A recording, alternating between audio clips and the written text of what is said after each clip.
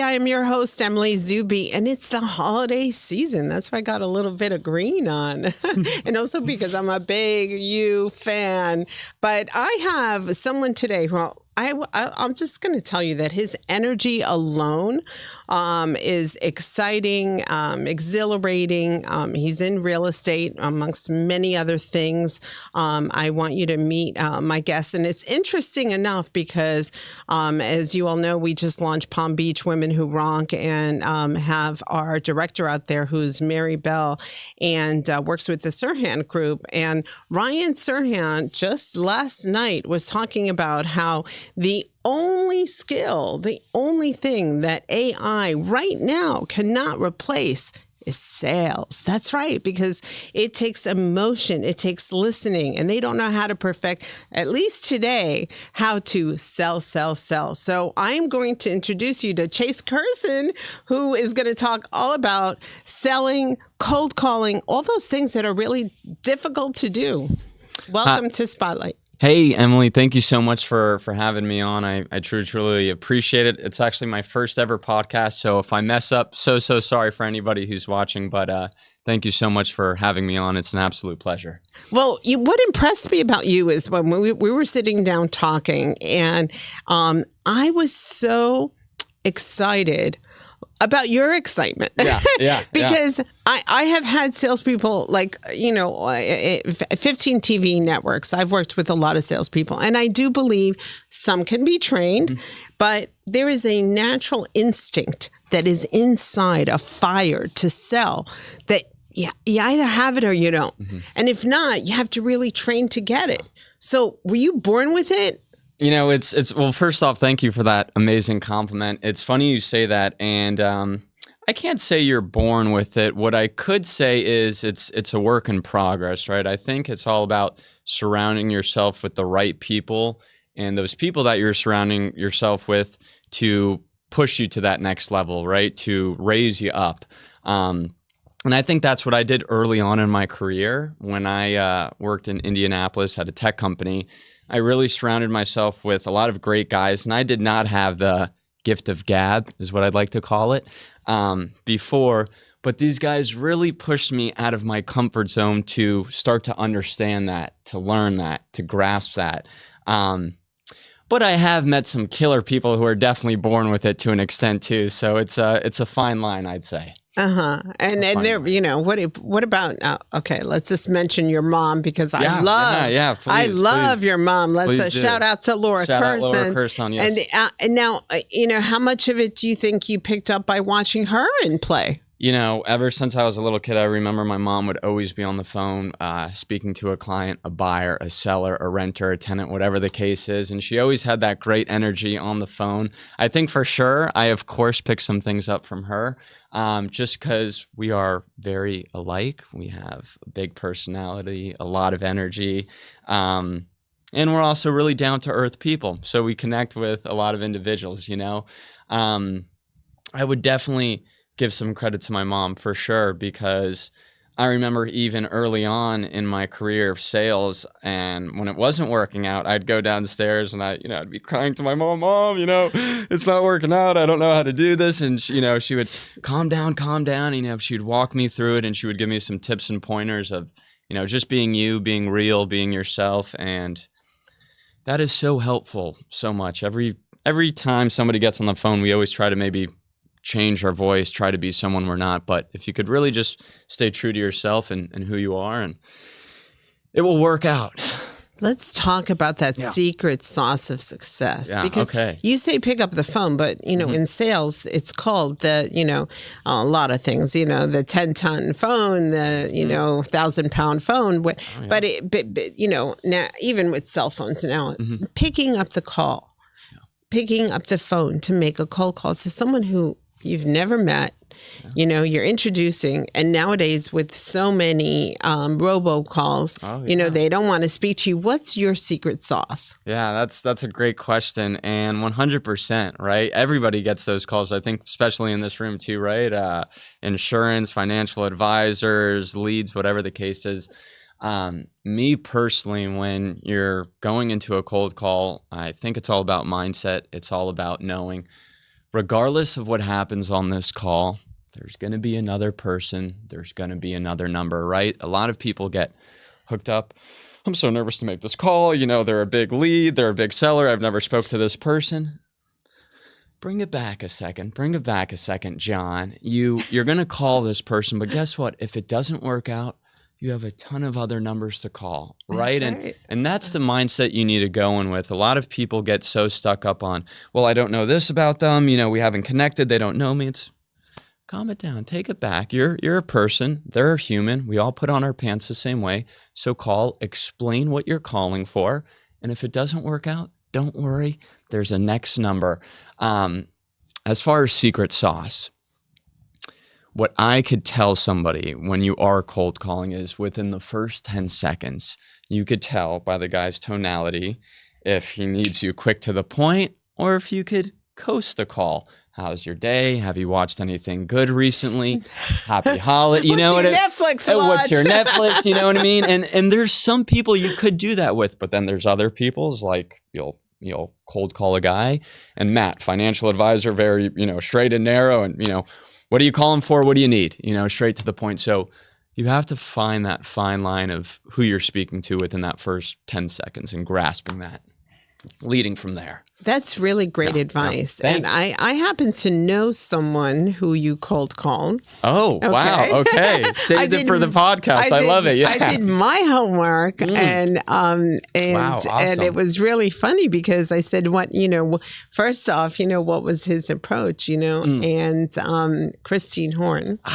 Yeah. So Christine shout out Horn. to Christine Horn. Shout out Christine. I said, Christine, what about that call made you go on? Because number one, she also has a license, right? And could sell her own property. And yet you convinced her to give you the listing. Yeah. And she said, he had me within the first couple minutes. It was his confidence and the fact that he even, dared to call, he didn't take any of the warning signs, don't call because listed by owner or you just broke all the rules and said, you know what, I'm just this is a great house. Yeah. You did your homework on the house, right?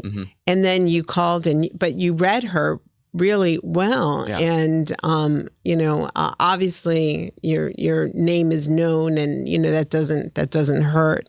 Doesn't hurt. Not. But how you handled that call really is what enabled you to get that listing. And, it was that confidence that you came through and, you established a rapport and the stuff that she said about you was, I don't know how long that phone call lasted. Making me blush over here. Yeah. Well, what I have to say is first, thank you for that compliment. And secondly, Christine Horn, if you're watching this, shout out because you're awesome. I had so much fun working with you. You're an absolute pleasure.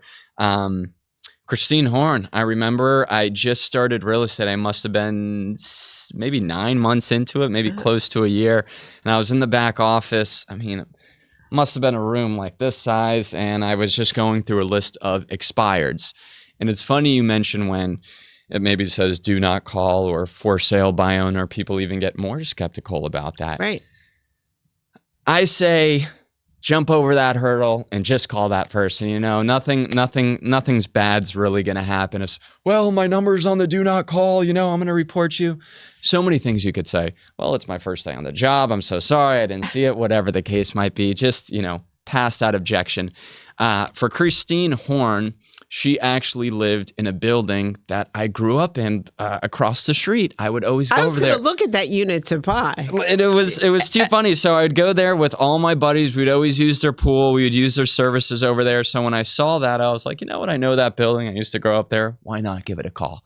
And halfway through, like 10 minutes in the call, and she goes, I'm so sorry. Is your last name Curson? I go, yes, that is my last name. Is that ringing any bells? I know your mom, Laura. And I go, that is fantastic. She goes, I haven't seen her in a couple of years. How is she? I go, she's doing great. From that moment on, I said, listen, Christine, I'm new into the business. I'd love to run numbers for your property. Let's keep in touch. 6-7 months passed by, kept in touch, and then it ended up, coming to fruition. Well, that's another important point. I used to teach selling skills, and one of the things that I always say is that people give up 10 seconds before they're about to close the deal. Like it's that fifth call. Persistency and consistency are key. And, I always tell everyone, you know who made the sale? That next person that called after you. You warmed them up. They brought them in.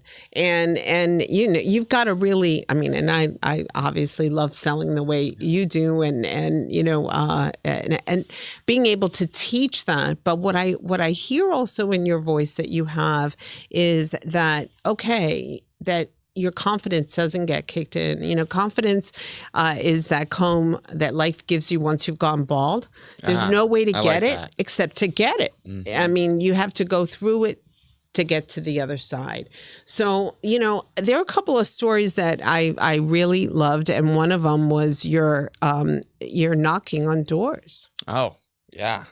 Yeah, that's an intro. Well, first of all, thanks again for all your compliments, and take note. She just gave some great advice, by the way, on staying consistent with people and following up. My buddy Andrew Rouge, a good friend of mine out in Indianapolis, he would always say that the money's in the follow-up. Follow-up's in the money, money's in the follow-up.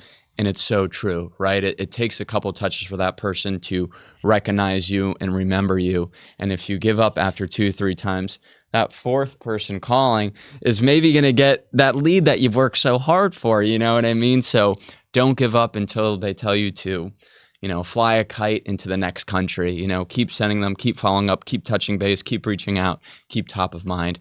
So I'd agree to your thing on that. What did you mention right before? Yeah. There was a knocking on the door story. Yeah. And, again, I've worked with some of the media giants, iHearts of the world, the Comcasts of the world, MTV, Nickelodeon, you name it. Wow. And there are some of those companies that really do believe that cold calling and knocking on doors is the way to go. So I'm just very curious because I heard this knocking on the door story that you told me that ended up completely going your way. But I can't imagine the courage you had to have to even, in today's day and market, to knock on a door. Yeah. Yeah, it's a lot, and thank you again for tooting my own horn to that. My buddy Ari Schickman, shout out Ari Schickman if you're watching this. We're promoting a bunch of people today. We're promoting a bunch of people. He's just one of my good colleagues, good friends, and I actually met him 2.5 years ago. I was in Indianapolis at the time. I came down to just visit my family, and I see this guy sitting with my mom and my dad, and we instantly hit it off. I start doing real estate. He calls me and he's like, hey, man, it'd be great if we could start the door knock. And from that moment on, we kind of created a bond. But our first time going door knocking, it was very interesting because you're going into a neighborhood where you don't have sales, right? You can't say, hey, Emily, I just want to let you know we sold that property across the street and here's what's going on. We don't have any credibility in that neighborhood yet. So we started off from the very basics of just finding out who sold in the area from Coldwell Banker, the brokerage we were with, and handing out everybody reports of this is what's going on in your neighborhood. It's information. From that point, we started to gain a lot of traction. We were getting better with what we were saying, how we were going about our door knocking, and we've had some pretty funny stories. Let me tell you, we've had some pretty great stories, Ari. I want you to share the one story that really the door opened. You were shocked it opened, but you ended up getting at the listing. Yeah. I believe the one that kind of almost looks somewhat abandoned to an extent. Uh-huh. Are we talking about the same one? Yeah. Yeah, the one that you told me about. Yeah. Okay. So there was this house. It was a corner lot, and I've lived in Miami Beach 25 years. I'd always drive by it. Corner lot, trees growing everywhere. And my buddy was like, "We should door knock this." I go, "Ari, I don't want to door knock this." I go, "We're gonna get kidnapped in here." You know what I mean? And we're going to get kidnapped in here. I don't know how I feel. He goes, come on, man. It's a massive corner lot. Let's do it. Uh-huh. I go, all right, Ari. I mean, we get in there. There's leaves and bushes up to here. You know what I mean? We're crawling like we're in the Everglades or in the jungle. So we get to the door, we're about to knock and it looks like we're going to break the door, but we knock and we're just waiting there. We're looking around and there's a lot of stuff going on in the home, a lot of stuff going on in the home. And I'm like really eerie because nobody could see us. We're in the middle of this home. And Ari's like, let's just give it one more knock. And I was like, Ari, let's not do this, man. Gives it one more knock. Oddly enough, a lovely lady comes downstairs. Her name's Barbara. We start hitting it off. And, my partner, he's Israeli and he's very straightforward and direct. And he goes, so would you ever think about selling the home? And I go, Ari, you got to ease into it a little bit. And she goes, well, I'm getting back surgery, maybe in a couple of months, in a couple of weeks. So from that moment on, we door knock every single Tuesday from 3 to 5, rain or shine. It doesn't matter. Humidity, sunshine, we're there. We would always go back. We'd always knock on the door. But after that first time, she never picked up again. So what did we do? We would take a photo outside of her house with our flyer and we would send it to her week after week after week after week. Because she did tell us at one point she would sell. So every single week we would take a photo. We had over 10 plus photos outside of her door with smiling just like that. The 11th time we came, she opened the door and she goes, I'm ready to sell. And it was, to this day, our biggest sale, Ari and I, from door knocking. And it was just... How big a sale was it? It was $2,700,000. We sold it in one day and $50,000 over asking. And it was, it was awesome. It was an experience. It was a story. And it goes to show you, don't judge a book by its cover. Never do that. But show up. Put in that work and you will see those results, even if you're not seeing it right then and there, right? Just showing up constantly, you're gonna see that trickle down. It's wonderful. I mean, I'm encouraged by your generation and enthusiasm. But, the other thing, too, is that, there's so many people taking a look at the market today.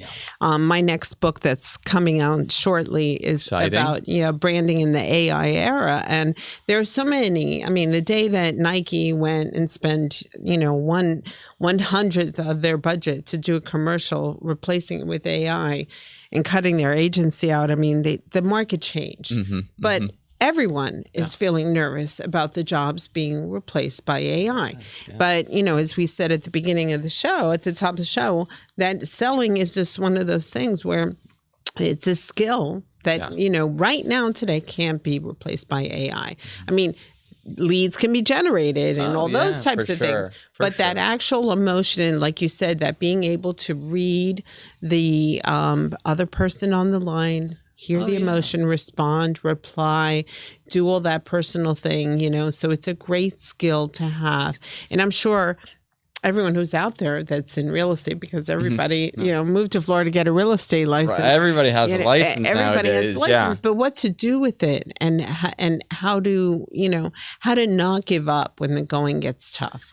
And it's so funny you say that, right? To not give up when the going's tough. But before we jump into that, I wanted to ask about your book. You're coming out with a book. Exciting. What made you want to do that? Inspiration behind that? I'm curious, and then I'm going to jump into that. Well, we had our first book. I love the way you're turning the interview around. I just wanted to ask it, and then we'll flip it to me. I'm sorry. It's okay. I love it. So we had our coffee table book of leaders, which is a book that we just had a champagne and caviar event with our partners, FYI Yachts. Big shout out to Ralph. There you go. Okay. To Ralph Navarro. And it's sold out at Books and Books twice already. Amazing. That's awesome. Congrats. And so it was a real nod to my career, That's to be, beautiful. I'm at this point, I'm in my leadership legacy era. Yeah. I love to see new leaders coming up. I mentor a lot of women and being able to have a nod to my career that spanned over 7 industries. We have over 16 industries represented in the Book of Leaders, and we didn't allow more than 2 per industry.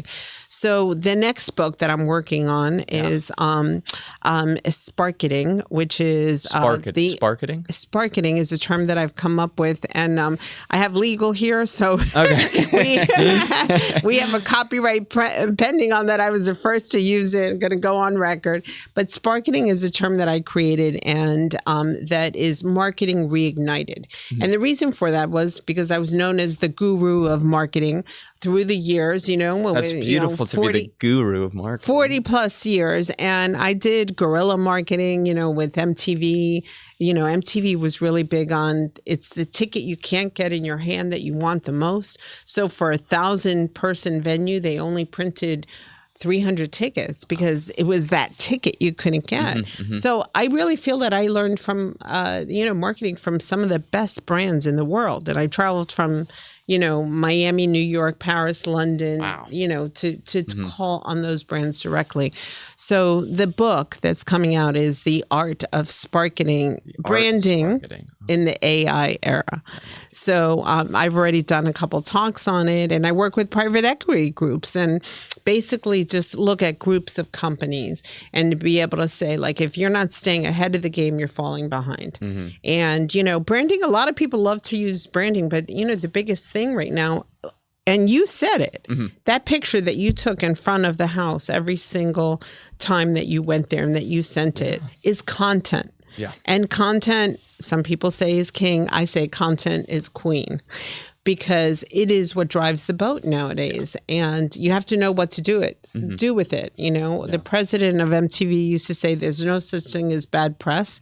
The biggest fear that someone could have is to go live. We went live, when the show started. Yeah. Go live. It's not going to be perfect, but, process, not perfection is important. And it's funny you say that about being perfect, right? Everybody wants everything to be perfect right before they call, right before they door knock, right before they go out on their sales appointment.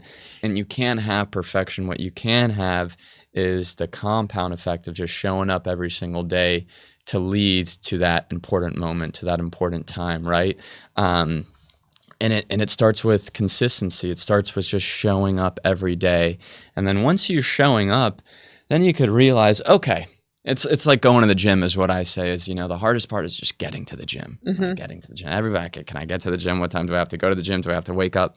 But if you could just start showing up to the gym on a regular basis, start for the next 60, 90 days showing up. That 65th day, you could say, you know what? I've been coming here for the last 60 days. How can I now better myself that I'm already here? You're already showing up. What can I do more of to perfect myself in here? And that's the same thing for sales, showing up to the office, showing up to those appointments is you might be going on a lot of them, not getting results, but then you could ask yourself, okay, I'm showing up. Right. I'm in the weeds every single day. What can I be doing right now to physically be expanding or progressing and getting better in? I love that. I think that I always tell everyone the more you do what you're doing, the more you get what you've got. And if you don't dare to do it differently, that's the whole thing. You get the same results, and people don't understand why they can't get out of their own way. And when I'm coaching women, I always say to them, I'm like, you're very quick to say, no, that's not my thing. Well, it is somebody's thing, and somebody else out there is doing it. So, if it's not your thing, that whole contempt prior to investigation, that idea of knocking something out when you haven't really even looked fully into doing it. I mean, you and Ari sounded like you bounced off each other. You might have said, I'm not going to do it this way, but he said, no, come on, let's do it. And that's the beauty of also having a partner too, right? Having companionship, having accountability. It's so important because there'll be, we're all human at the end of the day. There are all days that we wake up and we're not feeling our best, and we don't want to show up, and we don't want to door knock at 5 o'clock or 4 o'clock on a Thursday when the humidity in Miami Beach sun is pelting down on you and you're having a conversation with a $4 million owner and you got sweats coming from here and there. But to have someone like a partner to hold you accountable and say, hey man, we're going to push ourselves today. We're going to keep going. Or, we're right there, Chase. We've been doing it for the past 8 weeks. Let's keep on going. It's so important to have that friend, to have that partner to lead you in that direction. It's always good to bounce something off someone and to compete, because we're also very competitive, Ari and I, in our own ways, because not only do we door knock, we also have separate sales. He does his thing in Brickell and these other places. I have my listings in North Miami and whatnot. So friendly competition, but also having that accountability to rise with you, to hold you to another level is great. I remember in Indiana, I used to work at a tech company in Indianapolis. We would always have sales competitions. And I would never tell anybody, yeah, I'm going out to beat him. But in the back of my mind, I was like, I really, really want to beat Gage today. I really want to beat Noah today. I really want to beat Chris today. So it's good to also have a little competitive drive in sales too. Yeah. You reminded me of a sales drive I had. I was about to give birth to my son. I was at MTV, and I'm 7 months, 8 months pregnant. Had gone into early labor, and I'm going down to all the salespeople. I'm like, "What have we sold yet?" I want everything sold before I go into labor. That intensity. I want our inventory gone. And then I'd have one of the guys say to me, "You know what? I go, tell me the status of, the Adidas account." And he looked at me and goes, "It looks good." I go, "Looks good is not a status." Looks good is not a strategy. But, here I am with the fellas. You brought me back. But I thank you so much for being on. Yeah. We have a very big event coming up, and I want to share that with the viewers and the listeners. And our 50 Shades of Pink, we had our first committee event at Riviera Country Club, and I'm so excited. We have Jeanette Lorenzo Garcia as our event chair, and Trish Bell as our honorary chair. The date is April 30th. We've already sold out of regular tables, but we have sponsorships available, and we have some really great, unique sponsorship opportunities, including a pink brick wall tribute. The theme is Pink Havana. The honorees we're going to share with you. We have our Woman of the Year, Madeline Pumarega, the president of Miami-Dade College. We have Alice Bravo. We have Nursey Radcliffe. So many, Brittany Bresson, Marta Bloom, Jacqueline Ceballos from Pedal Cartel, Jessica Cristobal, the First Lady of University of Miami, Danette Linares, and I'm sure, and Leah Sylvester. So hopefully I haven't forgotten anyone there, but they're just incredible. I mean, just those women alone, we sold out regular tables by December 8th, which is a record for us. It's going to be at the Palace. So if you want to be a sponsor or partner, please reach out to myself or just on social media on Instagram. So I wanted to share the big awesome. News and do a little because 50 Shades of Pink. I mean, part of what we do as a brand is giving back. So and we love brands that give back. So it's time. We have a couple minutes left. Time for you to do your 30-second commercial. Take it away. Awesome. So Chase Curson, 25 years of age, Caldwell Banker Realtor, third generation. Whether you're renting, selling, buying, investing, I'd love to point you in the right direction. A ton of knowledge here in the Miami Beach area. Whatever the case is, I'm here to help. A couple of shout outs I do want to mention for early on in my sales career. Some mentors that helped me and really helped me guide where I am today is David Inman, Sterling Kern, Chris Hoffman, a couple of buddies I cold called with for my first time, Gage Walker, Noah Miller, Carson Alfrey, Colton Duke. All you guys have been amazing. Thanks so much for where I am today. And real estate needs, if you need anything, I am here to help. Thank you so much for allowing me to come on today and share my presence. Thank you. Well, you did a great job. One last thing in 30 seconds. Please. 10 years from now, what are you doing? 10 years from now, I hope to have a gorgeous 911 Carrera Porsche. I hope to have a beautiful penthouse at the Icon 450 Alton Road. Maybe be married with a beautiful wife, maybe a little kid, and just happy with the family and blessed and humble and thankful and just with family. I think family is most important, and to be happy, smile, and give back. Give back is what I'd say. Give back. Wonderful. Well, thank you so much for being on the show. Thank you for all the stories, for your energy, for your enthusiasm. What a better way to finish off the year with all those kinds of goals. This is our last show of 2025. We'll see you on Spotlight TV in 2026, and we have some really exciting guests. We're wishing you a very happy holiday, and a big shout out to Michael and Grant and all the whole production team here at Community Newspapers.